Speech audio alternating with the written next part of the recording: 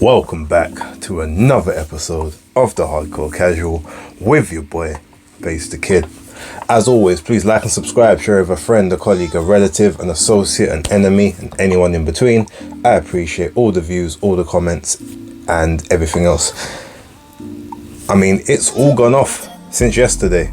There is so much stuff to kind of talk about, but we're going to keep it to, I guess, the three main topics, and yeah, see where we get to. I've got a busy day, so I had to get this one in early, but yeah, without further ado, let's get into it. So earlier on in the day, as I put out on the short, Conor Benn was cleared to fight via UKAD, and I think it's the National Anti-Doping Panel. Or at least that's what he put out a statement saying. So in the statement, he basically said that he'd been vindicated and cleared via sort of the clean boxing program and VADA and the WBC last year, but everyone demanded that he go through the UKAD process. So he's done that and he's now cleared to fight. I've seen a lot online, basically, and I guess, look, it's going to be one of those situations where people are not going to be happy up until they either see some kind of dossier or whatever, or UKAD come out with a statement. Now, usually UKAD don't put out statements. I think one of the few times that they did was when it came to Dillian Whyte and the Oscar Rivas situation, where they came out and said, look, there was a contamination in testing, and it was verified by tests done prior and after, within a very short space of time to the one that they had popped Dillian Whyte for. So yeah, they said, look, it was a contamination, it was consistent with a contamination, and he is cleared, and there's no issues and no problems with him, and he didn't do anything wrong. They haven't come out with any statement yet, but Conor Benn has. Now, I've seen a lot of people say that because technically his very first test that came out was around about July. I think it was about the 24th, 25th of July, 2022. And it's almost to say, well, because everything is inconclusive, sometimes you're strict liability, you can get 2 years. Without strict liability, you can get 4 years. But in this particular case, as it wasn't their process that was the reason he failed. He didn't fail from a UKAD test. He passed all of their tests. It was a VADA test that he had popped for on several occasions. This could have almost just been a shadow ban. So basically, he's been out of the ring just over a year now, since April last year. And they're saying, okay, well, we can't guarantee that you didn't do anything, but there's not enough evidence for us, and on our protocols and testings, you actually did pass all of those. So you've been out of the ring a year, fine, we'll clear you to be able to apply for your British Boxing Board of Control license again. To be honest, I'm not gonna lie, there's a lot of merit in that particular scenario, and I can't discount the fact that could actually be the case.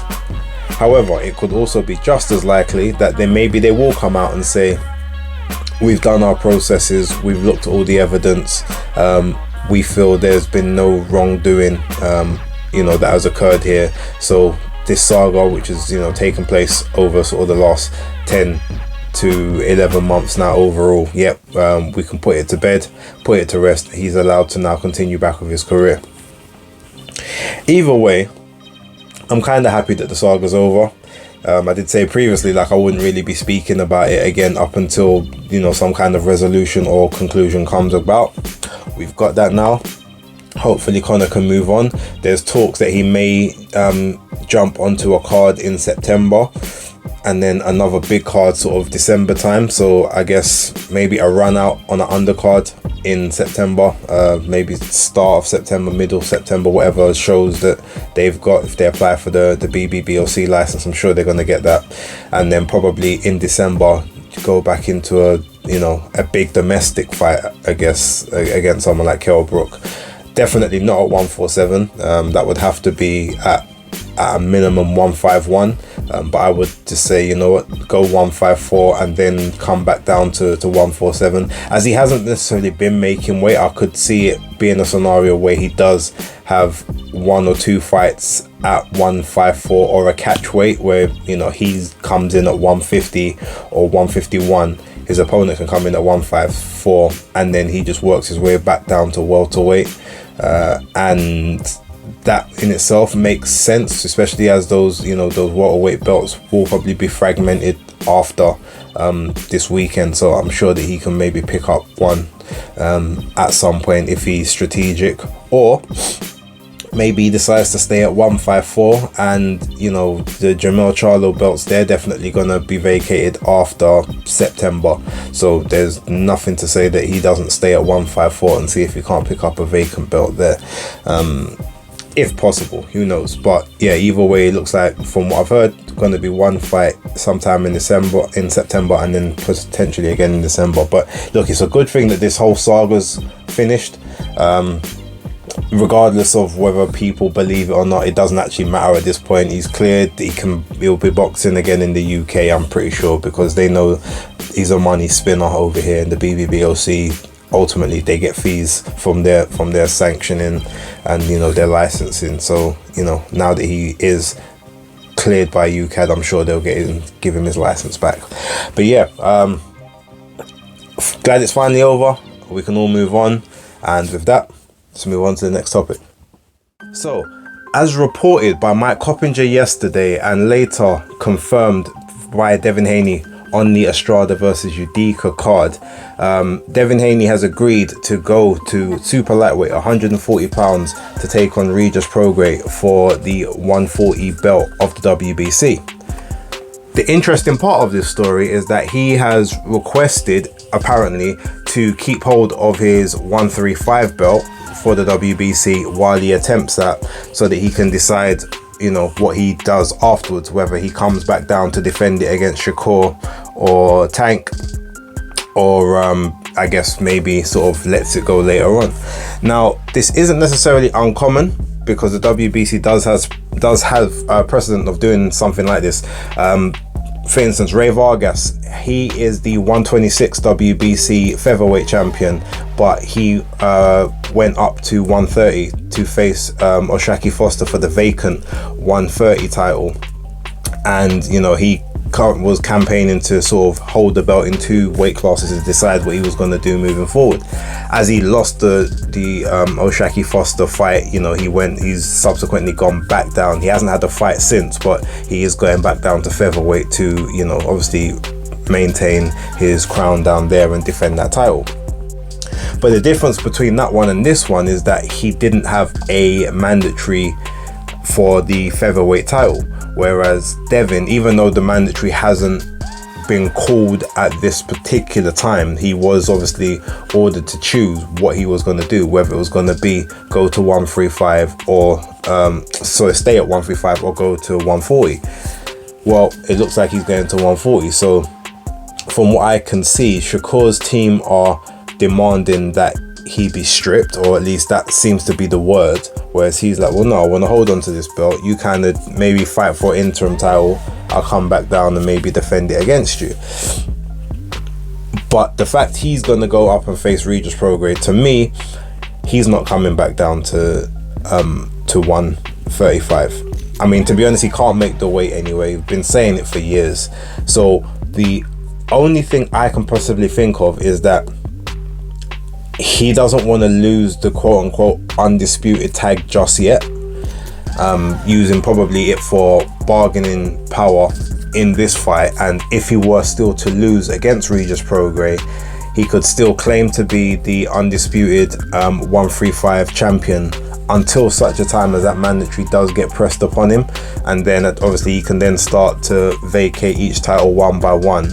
But at least at that point, if he still remains as undisputed, that can then segue him into a good position within both the sanctioning bodies, because if he moves back up, even if he loses to Prograis, he can stick around in sort of a top 4 spot because he's still got the belt from the weight class below, and then it also helps him with bargaining power to then make the next fight, whether that would be for WBO or the WBA or the IBF. So my particular feelings of why he would necessarily want to hold on to it for the time being is just for leverage tactics in a negotiation after this fight, provided it doesn't go his way. If he does win the 140 strap, guaranteed the 1351, the mandatory will be called. He will be asked what he's going to do, and he will have to vacate that belt, because there is no way he will get back down to 135. And if he does, I'm not going to lie, I'm going to be done sort of, I'm not going to say backing him, because I'm always going to sort of support someone that does take the risks, and obviously being strategic is fine because he's still taking the fights. But in terms of feeling sorry for him if he struggles or if he gets comprehensively beat up because he goes to make the weight and then there's no punch resistance, or he just a shell of himself, he can barely move, or gets knocked out or something, I'm not going to feel he was too weight drained, because he's had the opportunity to move up now. He's done everything that he needed to do at 135. Yes, there's still some big fights there, but those fights can still be there 2-3 years from now. Realistically, if you really wanted to, a Tank Davis fight could happen at 140 if you really wanted to, because he's fought there before. You could even, if you want, do a catch weight 137, 138 or whatever. The Shakur Stevenson fight can happen at 140 or 147. There's no one else there that he then needs to worry about. Ultimately at 140 you got Ryan Garcia, you got Teofimo Lopez, Josh Taylor's going to probably move up, but you got Jack Catterall, there's Regis Prograis, you've got Sulbrian Matias, Rolly Romero's there, O'Hara Davis will be up there. There's plenty of good quality opponents that you can fight at 140, so there's no reason to look back down at 135. And yeah, you may not have the natural size advantages over a lot of those guys, but you probably will have some of the quickness, and whereas they might be killing themselves to make 140, you won't be killing yourself at this stage. So there's a lot in his favor, and quite frankly the Prograis fight is a winnable fight. It's very dangerous, but the fact that Prograis is more of a counter puncher plays into Devin's hands more than anything else, and obviously as long as he doesn't try and sit in the pocket and trade up with Prograis, he can control the fight, not necessarily just from range, but he has a lot of attributes that Regis Prograis, we've seen him struggle with, not just in his last Zorilla fight but in previous fights before. So yeah, it's a really good fight. I'm looking forward to it. October 28th supposedly. It's definitely one that I'm interested in. So again, I have no issues with the fight. I feel like maybe don't hold up the 135 division, but that being said, I mean, if someone fights for interim title, they'll be crowned as the champ after October anyway, so it's not a huge deal. But yeah, big ups to Devin for taking the challenge and making the move, and it's about time, because you cannot handle 135 anymore. It's just not worth it. From what I can remember, I think this is the third or the fourth time I've seen Jermall Charlo punked at an event.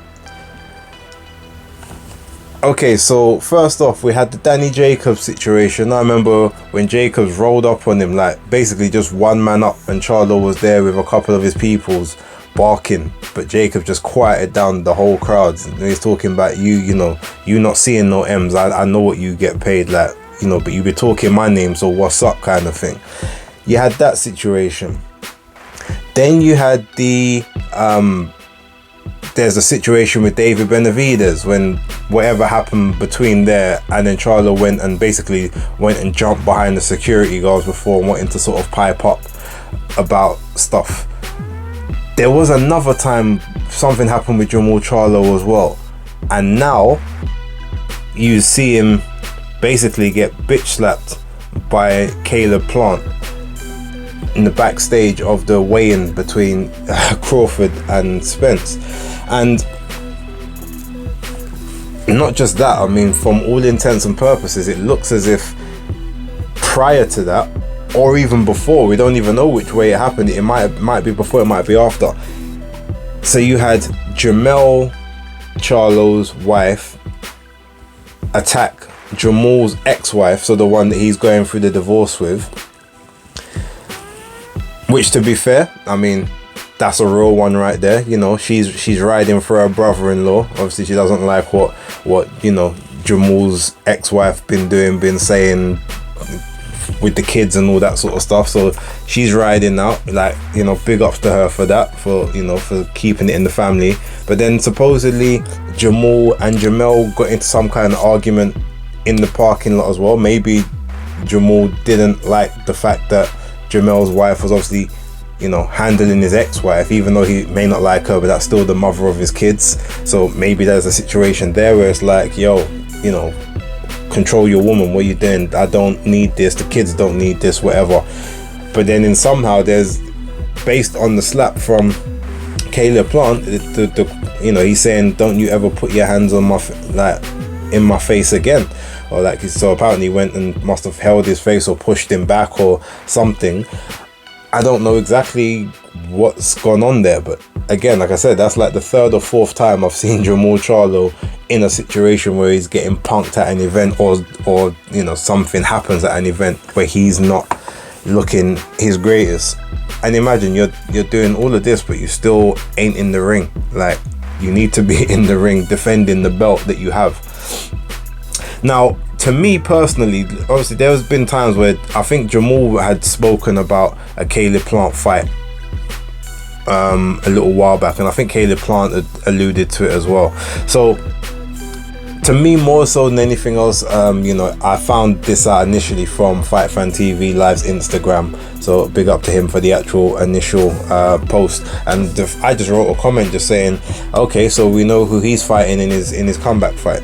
Ultimately, he's gonna be fighting Kayla Plant. That just has to be the case, because especially now that there's been some fisticuffs, you're not staying at 160, you're gonna go to 168, and that's gonna be the next fight, and it's gonna probably be an eliminator for, I'd say probably maybe like a WBA belt or even the IBF, because that is where Kayla Plant was campaigning before with the IBF. So yeah, it's probably going to be an eliminator for that belt for when Canelo finally decides to, you know, vacate a title here or there, or to be an interim title they'll put on the line. But the whole situation is just, yet again, it's just Charlo getting punked, looking crazy, bringing chaos wherever he comes. And it's funny because obviously the day before you had Terence Crawford at the press conference basically saying, look, your team, you support Spence, we get that. My team, they support me, but we don't really need to be doing all the, you know, all the threats and the back and forth, because it just makes it look bad on all of us. And it's like, yo, why is it that when we go out, we can't, you know, we always got to show out some way? Like, we can't just go out and you know, be unified in a certain mindset and a certain, you know, decorum and dynamic. But then he went he switched up pretty quickly after that and said, yo, if you guys want to keep talking, like, you know, I get active. And then, you know, and then he was in the press conference obviously getting into it with the guy in the crowd that, you know, called him a bitch. He's like, yo, like, watch your mouth, blah blah blah. And he just like, so you just know Terence ain't with the play, but he tried to be peacemaker, and he said, nah, do you know what, I can't do this role. Like, I gotta, if it's gotta go, it's gotta go. I can't be the guy to diffuse it. He even said it in one of the interviews afterwards. He goes, yo, like, I tried to be peacemaker, but sometimes you just gotta meet force with force. And that's how he went about it. But then it's just ironic that he says that and tries to be the guy that, you know, brings it all together and calms things down. Then it still gets aggy, and then the following day, stuff that's got nothing to do with him and Spence ends up, you know, happening and getting aggy as well. And I would wonder what Errol Spence would think about that, because obviously he trains with Jamal, he's big friends with Jamal. He doesn't train with Jamal, but I'm assuming he, you know, they must be good friends as well. So he's got his friends, big family quarrels the day before he's supposed to be fighting the biggest fight of his career, and these lot can't even keep it together for him. Like, it's all a bit of a sticky situation. I can't really think what I would make of it if I was in that mode. maybe just compartmentalize. But then you also think, you know, Derek James, that's his charge, that's his people's as well. Like, is his mind now obviously maybe a little bit frazzled on that too? Don't know. But yeah, like as far as promo goes, a good little slap backstage never hurts anything. It done wonders for Canelo versus Plant, so I'm sure it will do well for Plant versus Charlo. Or would it be Charlo versus Plant? I don't know. Who's the bigger name out of the two? I guess Charlo's the undefeated guy, but Plant's been active. You know, he's got a bit of good favor with the defeats that he had to Canelo and Benavidez, because he did show heart in both of them. So who knows? But either way, yeah, let the promo start. Let's get the All Access down there, because I mean, yeah, they may not have had their cameras there, but you know that they'll find that camera footage and put that up, so that'll be interesting. But yo, me leave it there. Got a few things I need to do. I might be able to drop another video before the fight takes place later. But yeah, I'm excited just like everyone else is. I know what's gonna happen. I've put down some money on it. I've got a couple bets on it also, so I'm just waiting to collect all of that money come tomorrow morning. But for right now, thank you very much for watching. Again, like and subscribe, share with all your friends, all your colleagues and everyone else, and I'll catch you soon. So for right now, it's the Hardcore Casual out.